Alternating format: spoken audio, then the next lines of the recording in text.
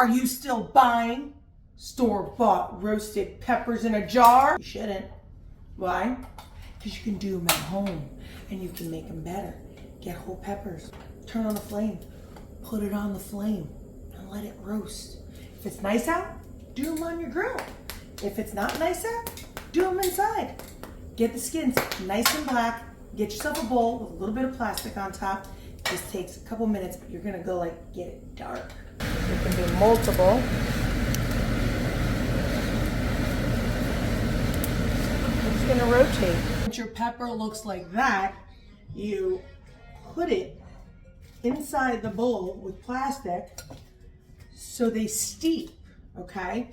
This is to get the skin now to steam off without losing that flavor. So you're gonna sit these on your counter, probably around 15 minutes, and then we're gonna peel them and make the best roasted peppers you've ever had.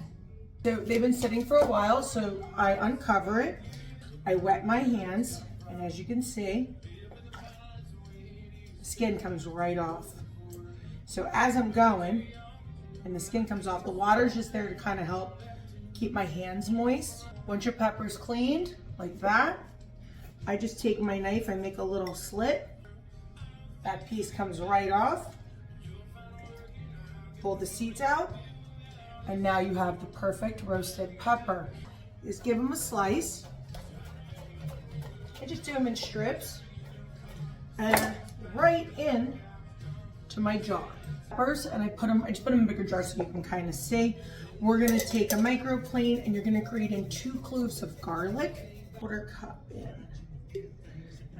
And you're gonna add a little bit of salt, a little bit of pepper. Put the jar on and put them in your fridge. You have the most perfect roasted peppers, and you will never buy from the jar again. You'll be going in this all the time. All the time.